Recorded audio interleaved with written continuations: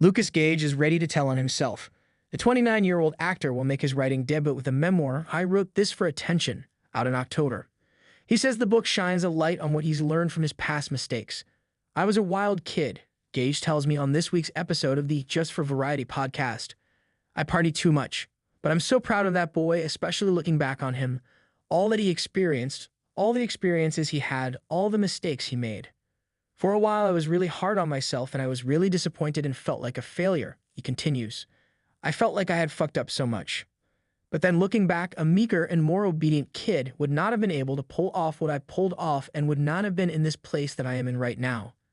I am talking to Gage over Zoom video just as his latest movie, Companion, hits theaters. Written and directed by Drew Hancock, the horror thriller follows a group of friends whose trip to a remote cabin in the woods goes sideways when one of the guests, Jack Quaid, loses control of his robot companion, Iris, Sophie Thatcher. Gage and Harvey Guillen play boyfriends who appear to be madly in love. Were you pitched the movie or were you just given the script?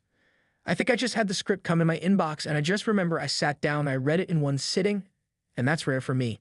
But the tone of it I just remember was genius. I thought it was this perfectly dark, comedic, horror, sci-fi, thriller, relationship drama all packed into one. What I love about it is definitely the kind of movie where you're like, would I get a robot? I think that's what's so fun about the movie is you can really tell a lot about your friends after you leave the theater and the wide range of reactions of, oh my God, where do I get a sex bot? Or, this is insane. We have to completely delete every app and all AI. Are you scared of AI? Definitely. Terrified? I'm absolutely terrified of it. But I also can see the positive effects it could have if you use it in the proper way. But I think it's such a tricky line of where do we draw the line and the boundary of how much is too far. The one thing it hits on is that age-old question since computers started is, what happens if computers take over? Yeah, 100%.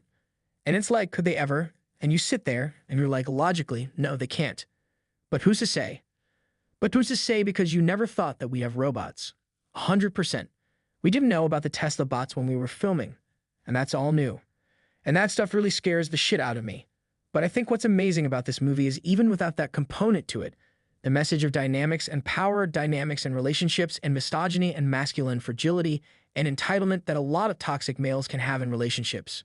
How great is it that there's a gay couple in here, and it's just here's the gay couple. It's not the gay couple's coming out, it's not the gay couple is tortured about their relationship, or they're hiding it from the other couples. It's just there. It's incredible, and it's also nice that it isn't put into a stereotypical one-note portrayal of this kind of relationship. There's something that I think about their relationship that is really authentic and loving and equal. It feels like the most respected, real relationship out of all three in the movie. So that's cool. And like you said, it's not a whole coming out thing. There just happens to be a queer couple on the trip. And it's never treated any different or any weird trope that it's hitting you over the head with. It's fun and it's different. And I think that their love is really, really cute. I ship them.